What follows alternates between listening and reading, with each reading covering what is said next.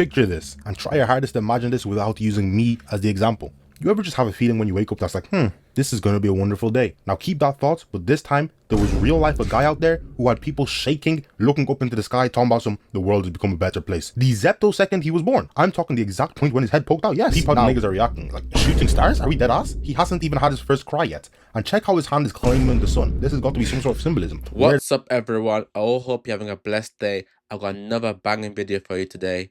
And this is another video by The Narratives with his amazing anime recaps, as it follows one of the most underrated shonen of all time, and actually it's prequel to that. For those of you who have or haven't watched, we're now discussing Magi. Magi is a great show with one of the best power systems and also one of the best, most memorable side characters of all time, that being the great king Sinbad, the first class singularity. Some say Gojo's predecessor, similar to those if you would like Gilgamesh. He's just up there with those guys, one of the true goats and kings of anime. Let's get straight into his video, and this is his upbringing. Picture this and try your hardest to imagine this without using me as the example. You ever just have a feeling when you wake up that's like, this is going to be a wonderful day. Now keep that thought, but this time there was real life a guy out there who had people shaking, looking up into the sky, talking about the world has become a better place. The zeptosecond he was born. I'm talking the exact point when his head poked out. Yes. Now, if you are still yet to think of an example, and of course, yeah, you cannot use me in this example, then let me clue you in with Sinbad. On my quest to cover the best of 2010s, I stumbled across the comments talking about Magi, and I was thinking, I'll do you one better. I went straight for the Sinbad side story. You see, as a kid, I always wanted to live like Sinbad. Rich, drippy. His name is Sinbad, which is low-key cool as hell. And these niggas even call him first class singularity. Are we serious? I'd much prefer if you all find out why I like him so much, so cut this small. One of the coldest anime nicknames, I'm not gonna lie, I generally think it's my favorite. Imagine me called the first class singularity. The only other one that may be on par is, what's Law's, the surgeon of death by Law. Two of the coldest. But yeah, this question for today, what do you think is the best nickname in all of anime? I'd love to hear your thoughts in the comments below.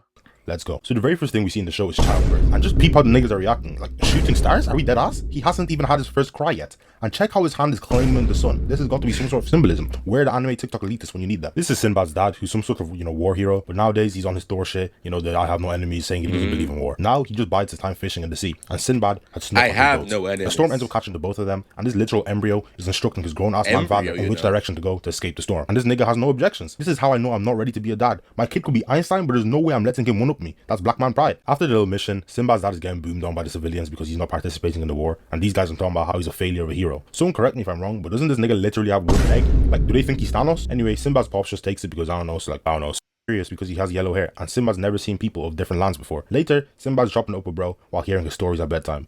Turns out bro's an enemy soldier, and he packs up these two soldiers who are looking for him. Then he takes Sinbad hostage. Sinbad's mom is asking anybody to help, but all the NPC's chains are fake, and they're just standing there like bread. Sinbad's pops pulls up, and now it looks like he's about to save the day, but he just gets on his knees and begs over to release Sinbad. Hey, bitch ass nigga, get up off them knees. I bet.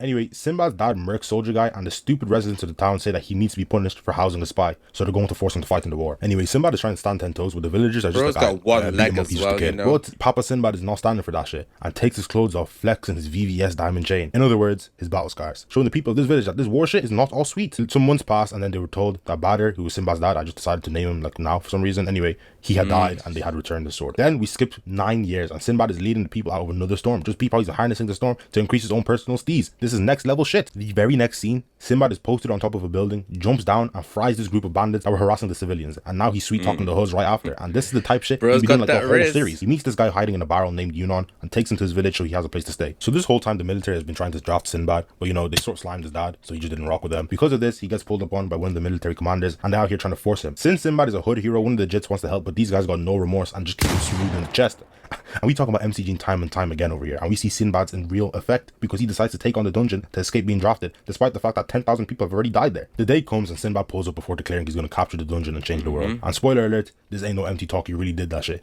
He takes his father's sword and gets ready to clear it. So they get in the dungeon, and the very first thing we hear is wails of death and despair. Them boys real life sounded like Call of Duty zombies, and niggas are free falling in the ravines, getting dragged by dragons and shit. Was really nigga, just is this Hueco Mundo? The army general is like getting locked and Sinbad saves him. And he introduces himself all condescending, talking about let me do it in a way even even commoner understands. Anyway, his actual name is too long for me to type out, learn, or read, so I'm just going to use his nickname that Sinbad gave him, Drakon. They see the Dragon King and decide that they need to work together to defeat it. Anyway, Drakon is unnecessarily opposed to the idea, so he goes off by himself and ends up almost getting robbed. He was shaking in his boots. His reaction made him hate himself, so he asked Sinbad to slime him then and there. But MCG, so Sinbad's speech just gives him plus 10 charisma. Now, Sinbad is on the offensive. He's using the shield to ride on the water from a geyser as a means to attack the Making no sense, enough, I'm not going to act shocked. I've seen stranger anime shit through the years. He backflips off it and stabs the dragon in his head, turning it into pixie dust. Then he gets the key that allows him to go to the next stage of the dungeon. They manage to go through the rest of the dungeon and reach a room that houses a djinn. Sinbad touches it and the genie comes to life. The genie gets straight to questioning too. Alright, so which one of you foot niggas called on me? Me? No, it's me. I got the royal DNA. You cannot be serious, gang. Nigga, I saved you. Slow if you don't eat. Hey, we can run this shit right now. These two start boxing, and Drakon is beating Sinbad in the sword fight, but Sinbad reminds him that this is not a sword fight, and it's in fact a dog fight. Drakon gets a little flashback, typical stuff. And here I'm thinking he's gonna come back with a bang, because he's talking about some, it's not over yet, but nah, he is holding straight haymakers. Look at this. Mink, bang. Look at that uppercut, dog. He is in hell. Who even tossed? Very true. I've said it so many times, guys. Get your body up. Get to gym, because at the end of the day, all you have to rely on sometimes is just your raw physical strength and mind to handle a situation. And Sinbad proves it. I'm yet to be proven incorrect. About to throw like this. They do one last exchange, but yeah, MCG, Sinbad now has the power of his genie, and when he wakes up, he's standing on all of the treasure. Now these soldiers have the gall to open their damn mouths and say, hand over the treasure and power, well done. This looked like charity, and you know Sinbad stands on all 10. Yunong just spawns in and teaches Sinbad how to use his powers, and yeah, he just starts raining Chidoris on them niggas. Yunong flies him away back to his hometown, and he finds his mother is sick. When he goes into her room, she thinks he's his father, and tells him how wonderful their son has become before she bites the dust. The princess pulls up on Sinbad's hometown, and she starts attacking him. Her chest plate falls off because main character genes, and he picks her up before stuffing her in a barrel. It's time for our boy to explore the world. And hey, who is he feeling like? So telling he's not Eren. So fast forwards and Sinbad is lost at sea. I guess he lost his touch from when he was a baby. There are also these two people fighting this kraken in the ocean. They deem it as too big of an issue to handle and want to retreat, but Sinbad has some of the best pull-ups in anime and literally smites it. They pull up on the shore and Sinbad tries to riz, but for the first time in his life it ain't ever worked, and you can tell he's not used to that either. Check how confused he is. They lead him back to their hometown, and at first they're not really jacking Sinbad, but he shows his chain as a dungeon clearer, so they let him stay and he's cool. Sinbad is actually spitting game in his sleep. He got that so in real life tries to assassinate him, but he accidentally kicks him while asleep. The kid ties Sinbad up, but Obody literally got a lightning demon in his sword, so we can predict what happens next. They're getting deep fried. Sinbad is questioning him, and the little kid is flexing, killing his parents, and Sinbad slaps the spit out of his mouth. Then his boys pull up and help him escape. Kina leaves before the ceremony and heads to the dungeon alone to prove himself. So Sinbad has to put on the big boy boots and decides he's got to go help him, and peep his face when he declares that nobody's going to die. Woo! He might be clean. He might be clean. In the dungeon, Hina thinks all the butterflies are playing with him, but now they realize just munching his skin, so he jumps into the water to evade it. Hina ends up meeting Drakon and the assassin group from yesterday who are also exploring the dungeon. Then they just little bro Hina and ignore him. But what is this guy still doing here anyways? And attacks them. I'll just skip the pleasantries. He gets tied up and Sinbad saves him. The kid does the same tie-up gimmick on Sinbad, but Sinbad is milli rocking the shit out of him. I'm not going to lie. Hina is getting jumped, and when Sinbad tries to help, Drakon sneaks him. Then they both jump into the water. All of this is just Sinbad and the genie is able to sniff out the sorcerer with them as someone from the other world, and that person escapes. Sinbad and Hina pull up, and this genie is holding a competition for them to become the king. The objective is to capture this singular cat. Anyway, they're all senselessly chasing, and Sinbad snakes the group by making them work together just to take the cat for himself. He's real shiesty for that shit. I ain't gonna lie, the game is game. He's giving some hopeful, drawing speech about changing the world, and these three begin to turn into demons because of the potion that one sorcerer gave them. I left that out. Probably, my bad. They fully transform and it's just out there blasting Sinbad. The genie says that if they can destroy its core, they can save their comrades. But it's out there doing bullshit like reattaching his arms, and the sorcerer from back then just spins back. Turns out Drakon's brother is pulling the strings and is trying to murder his own brother because he's been getting too close with the girl he's about to marry.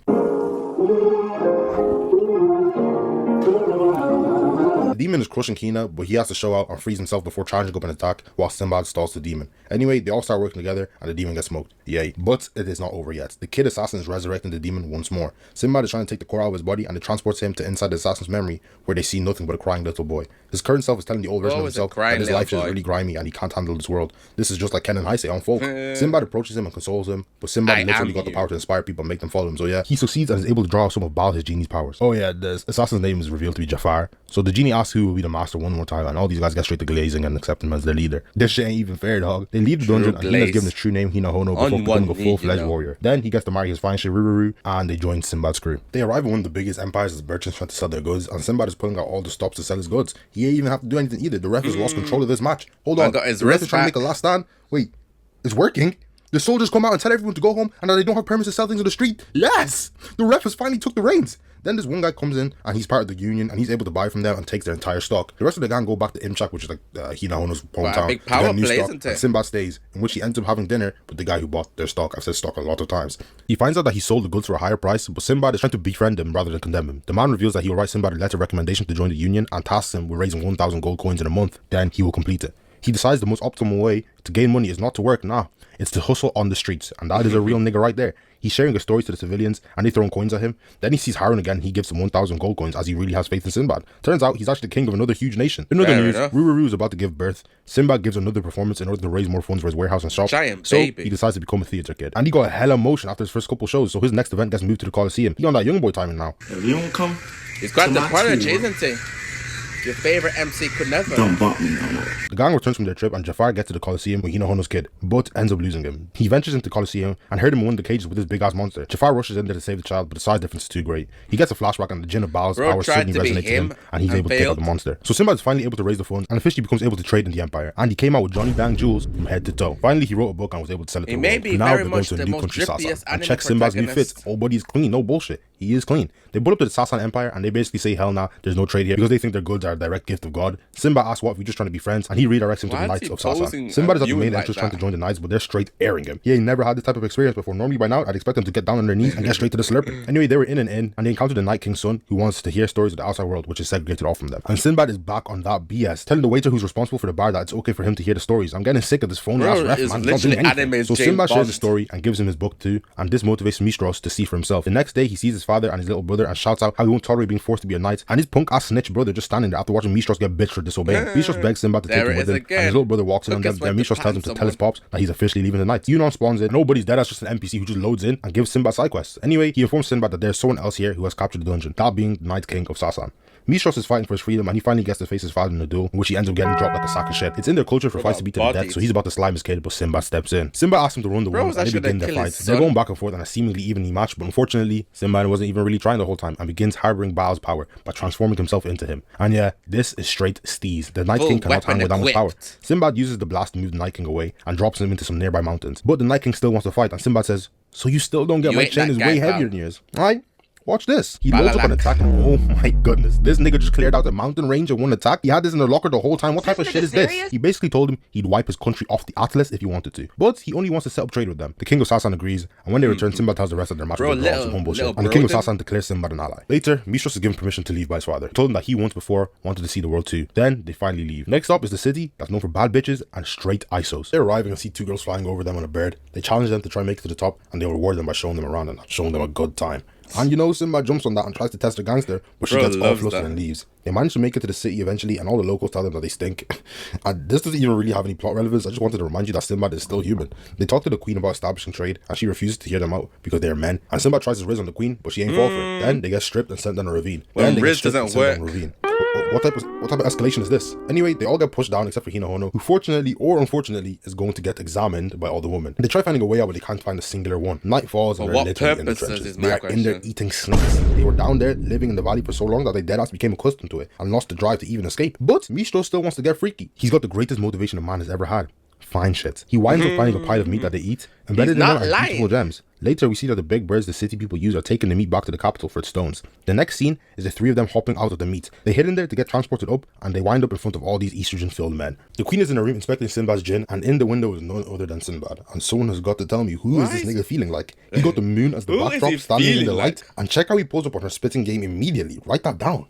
All of it. Write that down. She uses her own gin, and she actually knows how to manifest it, unlike the Night King. And she's able to cancel out Sinbad's lightning due to her own abilities.